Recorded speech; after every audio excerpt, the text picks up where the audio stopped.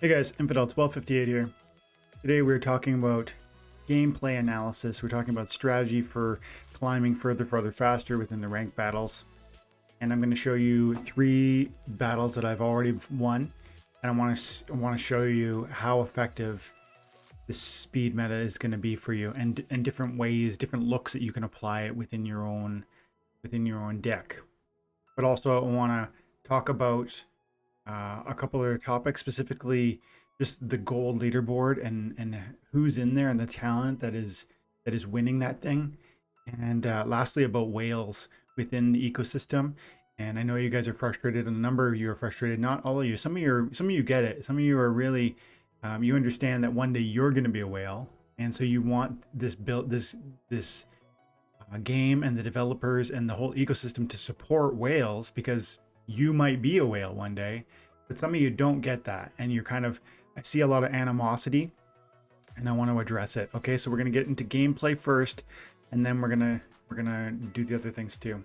First of all, look, we're at 2986 rank points. We're at number 40 in the gold leaderboard. We need to be in top 20 to get 10,000 DEC. Top 20 is where I really, for me, that's gonna be that's a necessary goal. We're down to a day, like just under 2 days to make it. I feel one win streak, we could be there, but it's going to come down right down to the end of the wire, right down to the last 30 minutes, because everyone in this leaderboard is going to be grinding right up to the last second. And if I go on a losing streak at the end, I could be in trouble. If I go on a win streak, I'm going to be just fine.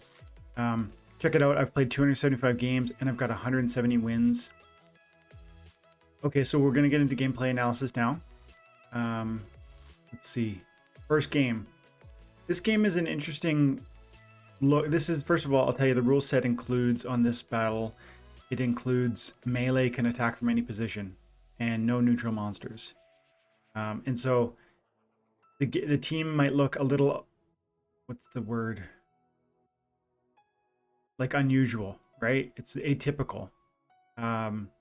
They're running 3 tanks with the Haunted Spirit in the front. I think Haunted Spirit's a real mistake here. Haunted Spirit's a great monster in this setting because of the 4 melee damage, but to put him in the front, he's just going to get gobbled up. Yes, all monsters, I think all melees are attacking from the rear. I think that's the actual play. But still, if I put a half decent tank here, the Haunted Spirit can't keep up with the Lord of Darkness, as we're going to find out. But then this one here, two important points I want to draw. 3 important points on this one battle. Twilight Basilisk, 4 mana cost, such a powerful monster for the 4 mana cost with the stun. You've heard me say it, but great speed, decent attack, good amount of body points and armor, and stun. Love it. Then we got Naga Assassin, who obviously we love. And we're going to see put in some good work here with the backfire. Even if you can't get 100% chance to miss, like sometimes I think people think, you know, yes, there are ways to build your build so that you're going to have, they simply cannot hit you with melee or archery. That's possible. But it requires a certain mana cap. It requires a certain opponent. And so what if you just gave yourself a 50% chance? 50% chance to dodge. That's kind of what we're looking at here. Let's see how that can work out for you. And then also, the Serpentine Mystic is such a good synergistic complement to the Naga. So if you're into the Naga Assassin, look to try and pick up the Serpentine Mystic, because it's got that slow. And for 3 mana cost, like we've pointed out before, we love those cards that are going to be the lower mana cost, that are going to allow you to really fill out your team when the mana cap isn't maybe super high. Maybe, like, look, what did we put here? 7, 14, 20, 24, 27, 31, 33. We have 33 mana cap, and he has roughly the same. So I don't know what the mana cap was, but it was probably 34, 35. And so when that happens, and you want to put a great summoner, and you want to put an amazing tank, you start running out of mana real quick. It's great to have Serpentine Mystic and Naga Assassin to throw in there for 5 mana cost. And again, Twilight Basilisk for another 4. Let's watch it. Like, this Skeleton Assassin has crazy speed, right? But, you know, he still has a 30% chance to miss me. maybe more. Let's see how the buffs play out here. Yeah, he's only rocking a 4 speed, and I've got an 8 on my Naga. So it's a 40% chance that I'm going to evade him. Stunning the Fire Spitter was nice, but not super. This was a good placement because the Spitter on the back, who kind of cares, right? You want to keep your melees alive in this mode where melee attack from all positions. Maybe I would have put the Spineback Wolf on the back, because then he's going to Thorn damage me. Backfire. Backfire. Backfire. 3. Yeah, and the other thing about the Serpentine Mystic is that affliction, right? So it's going to cancel the heal on a tank. And it's got a, you know, 4 or 5 hit points. So I just think it's a, you know, solid little contribution. And Naga Assassin did what it needed to do. It dodged 3, maybe 4 shots, and it gave me time to just delete his back end. And I thought about putting the Manticore in the rear because of the thorns, but then again, that's what Naga Assassin's so good at, right? If she dodges twice, those are pivotal opportunities for me to pull ahead. And so I made the call, put her there, and then put the Manticore, and it really worked. So a couple things to take away from that one: Serpentine Mystic with the Naga Assassin, great combo, 5 mana. Check out that card. It's not a cheap card, but check out that card. Okay, we got one more here. Kitty versus Bloom. This is a flight match. This was a earthquake match, so everybody needed flight or you were going to get damaged. As you can see, I'm doing the Pellicord Deceiver this time, which is another fun speed play. And it's got that backfire, which it's the only other card in the game that has that backfire. And then with the Kitty, you're going up to 6 speed plus the flight. That's like an 85% chance to dodge, assuming you're coming at like your opponent has 1 speed. You know, these are slower monsters, so that's not going to work out for him. Just watch. One thing one mistake I did, and you know, caution to you guys. See what I did here? I put the Fallen Spectre in the 3rd position. He has 1 hit point, right? I should have put him in the 4th position. Why? Because the Furious Chicken, who has one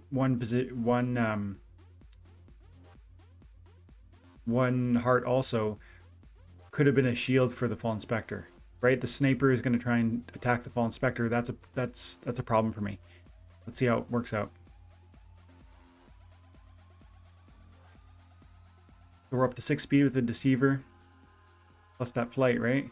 Mind you, his guys have flight too, so that erases my flight bonus.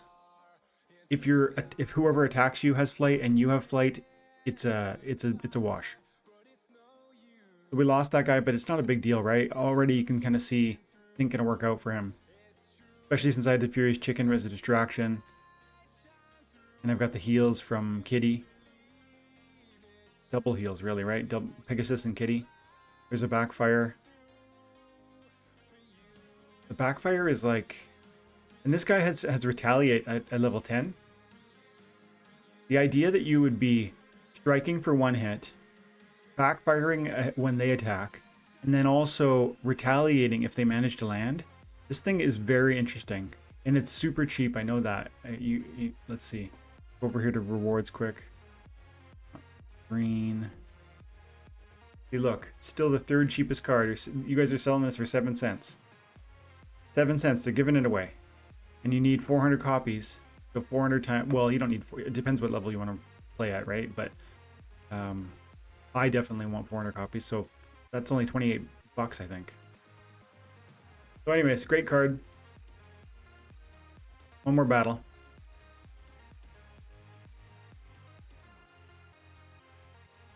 After this battle, we're going to get into reviewing the leaderboard and the talent that's in there, because I want you to see kind of what caliber of player are fighting for gold.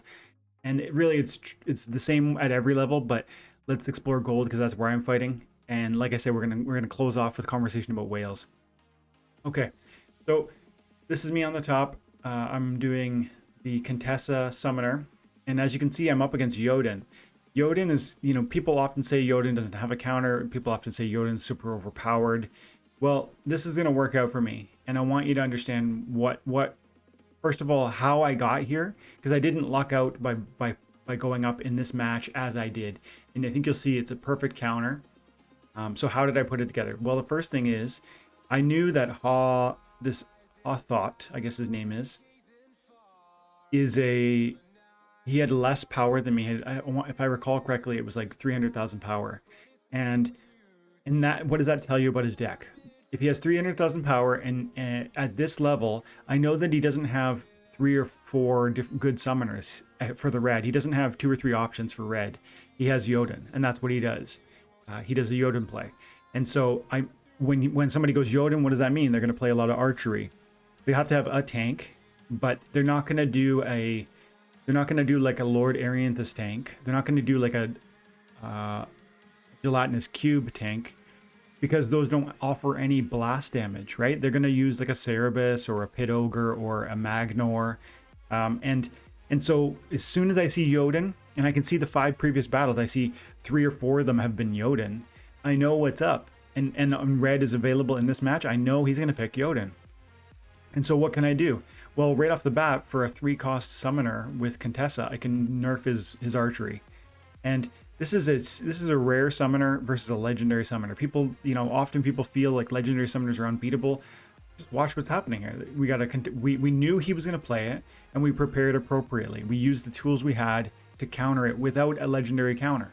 So Contessa's going to nerf that archery, but that's not good enough. We need to throw in Fallen Spectre for 1 more headwinds, who's also going to bring those archery damages down by another point. And so suddenly this back line, which would be devastating if I let him just do his thing, right? Because Jotun's going to add 1 damage to all those. We're talking 4 damage, 3 damage, 3 damage, and it's all blast. So it's going to land, and then it's going to hit my secondary position, or in certain cases where he has snipe, it's going to hit your sniper, your first archery, and it's going to blast onto the adjacent monsters. So yeah, the headwinds and the headwinds, and also speed play. We went Undead Priest for to slow him down. Plus we went Nightmare, which you guys know I love, and just watch how that helps out too. We're gonna get a couple dodges, important dodges. Yeah, if I didn't headwinds, double headwinds, I'd probably lose this match. The blast damage from the Nightmare, amazing. The hit points on the Nightmare, the speed on the Nightmare, the phase on the Nightmare, what a card. And just the other day, this card was 12 cents each. And I know for a fact that you've been watching the videos and you guys have been buying this card, because the price has shot up to like 28 cents the other day. And so the question is, did this card suck yesterday? And I kind of wove a tale and got you to buy a crappy card? No, it was a great card yesterday. It's a great card today. You only discovered the utility after I showed it to you, or after maybe somebody else showed it to you, or maybe you discovered it independently. But the point is, it didn't come out of nowhere. The card has been here for a long time. In fact, it's been here so long it's no longer in circulation, and yet you're only discovering it now, because you don't fully understand the meta until you really dive deep into this game. The meta is always evolving as new monsters come out, and I don't even fully understand the meta. And so I'm constantly being shocked by certain things also. But the more you're in here, the more you're going to see these things. And then that's going to open up opportunities for you to observe great value cards that are well below the price that you would think is appropriate for what they provide to your deck. And that's going to be opportunities to build value and to start accumulating wealth of your own. And buying cards like that is going to be the way that you set yourself apart, give yourself more wins, earn more DC and daily and season rewards. Plus, you're going to see more appreciation from the cards you own. That's how you're going to become a whale. And so on that topic, let's move into an analysis of the gold leaderboard. I want you to just see, oh, wow, ULA just usurped Byzantine Kitty. That's huge. I haven't seen him be here at all. And look at, oh, it's just because Byzantine hasn't been playing. Last night, Byzantine was at this exact same record. When Byzantine Kitty plays, he wins. Look at this record. 148 battles this season, 141 wins. Mind you, one of those losses is mine, Kitty. If you're watching this, I took Byzantine Kitty down once this season, and the video is up on YouTube to prove it. But this guy's a beast.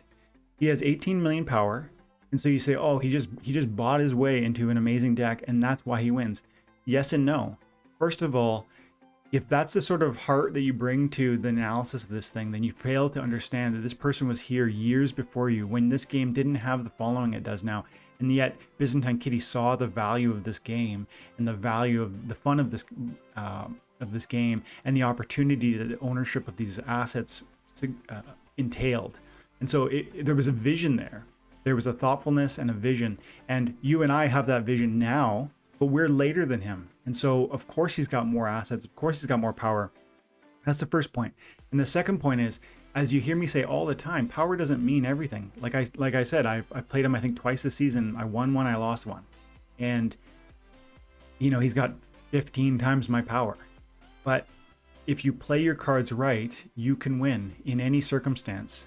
Well, not in any circumstance, let's be fair, but in a wide range of circumstances. And so, 2 points. The leaderboard here is crazy. Byzantine Kitty with 18 million power and a record that is nearly flawless. Like that's really ludicrous. That's the other thing I wanted to really hammer home here. Not only is this person committed to this game and have been for years, and by the way, all of these ones that have that much power are the same way. They play the game actively. They're invested in guilds. They are building the ecosystem that we want to found ourselves upon, right? They're the people whose shoulders we're standing on while we try and become whales ourselves one day.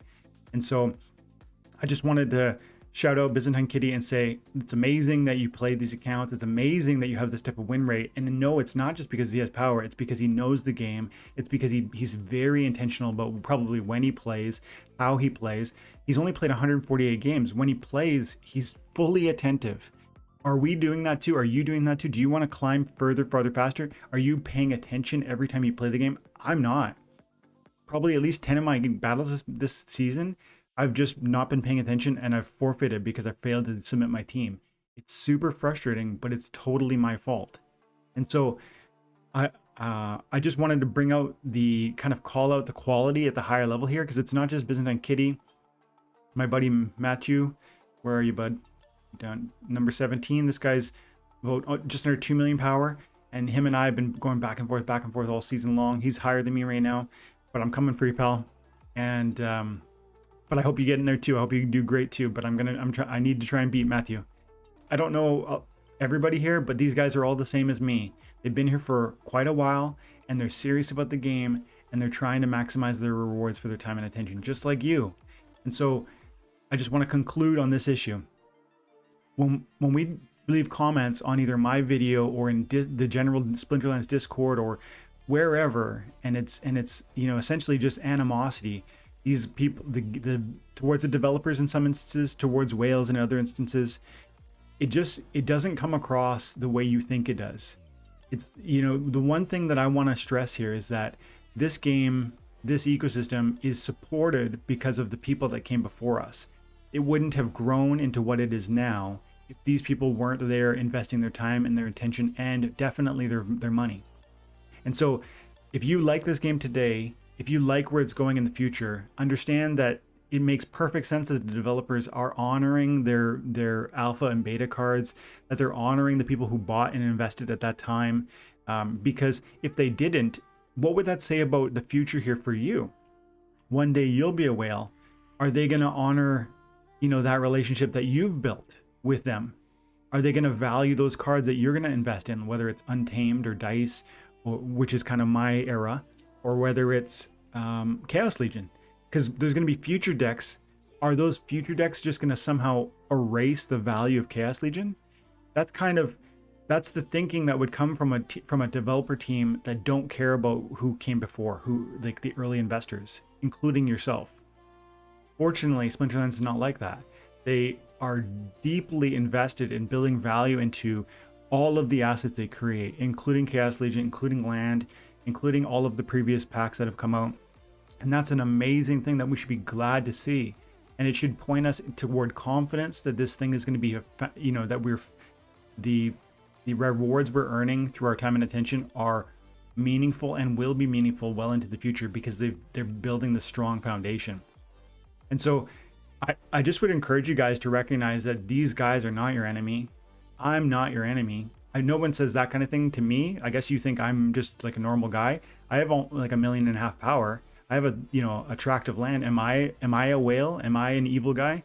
This idea of us versus them is actually, it's actually, you know, it's totally incorrect. It's people who love this game versus people who don't. And you know, some of the people who love this game got here before you. And yeah, they have more assets than you.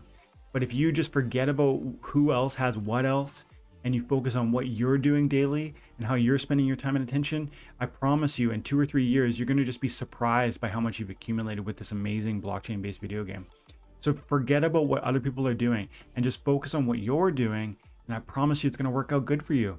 I want to be one of those rich people. You want to be one of those rich people. Let's encourage those who came before us. Let's understand that we wouldn't even have something here if it wasn't for them. And let's be grateful to that process and that commitment that they offered, okay? Including the developers who are honoring the alpha, the beta, and the whales who have been here forever. Okay, that's all. Thank you so much for your time and attention. Have an amazing day. God bless.